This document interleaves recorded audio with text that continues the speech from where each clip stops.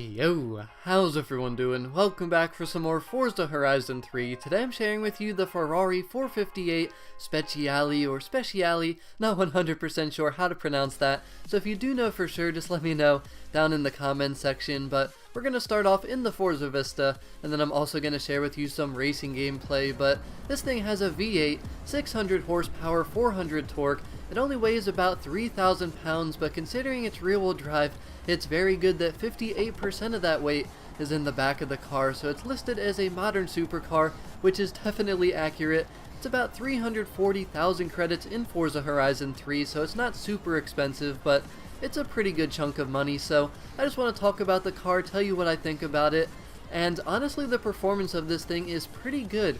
But it's in such a weird spot. It's at the very bottom of the S2 class, but it's rear-wheel drive, so it's really going to have a tough time competing in the S2 class, but we're already outside of the S1 class, so it's just in a very weird spot. And for online, I don't really think this thing will be too competitive. I mean, maybe if you use traction control and make it pretty fast, but I just feel like it's going to be kind of a good car for single player because it performs very well, but once again, it's one of those cars that just seems to be in a very weird spot. So the grip on this thing is very good. It is rear-wheel drive and it makes a decent amount of power, but the grip is really good overall. Going around turns you should have no issues, and the launch is good. I mean, first and second gear are very short, and then once you're in third gear you pretty much have perfect grip, so grip is not an issue with this thing. But the acceleration is good, but 7th gear, which this thing has a 7-speed transmission, 7th gear, once you get to the top end, it is very sluggish. I mean, it is only a V8, and there's plenty of cars that are in the S2 class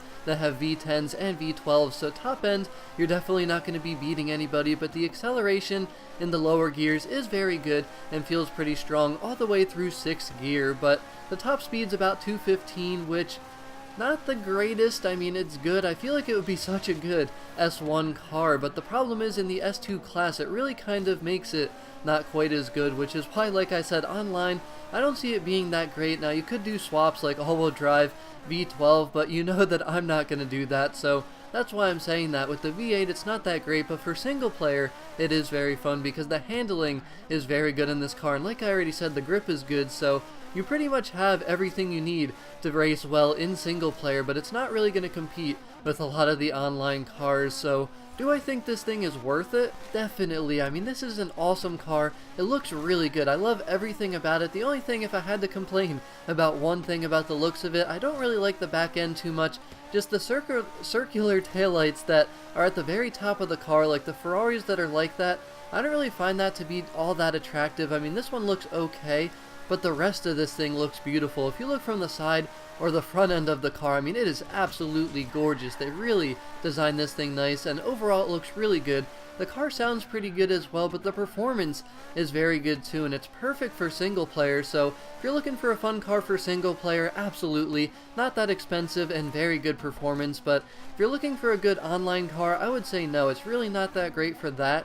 But the one thing I actually just remembered that I forgot to mention is the braking. The braking is amazing on this car as well, so all of the handling characteristics are very good, but it just doesn't have enough top end and enough acceleration top end to be able to compete in the S2 class, especially online where people have all kinds of crazy cars and drivetrain and engine swaps. So I like the car a lot. I think it's worth it, but it kind of depends what you're looking for. So really hope you enjoyed this video. Let me know what you think of the 458 Speciale, but as always, thank you very much for watching. Have a wonderful rest of your day, and you got to see the end of this race, but peace out.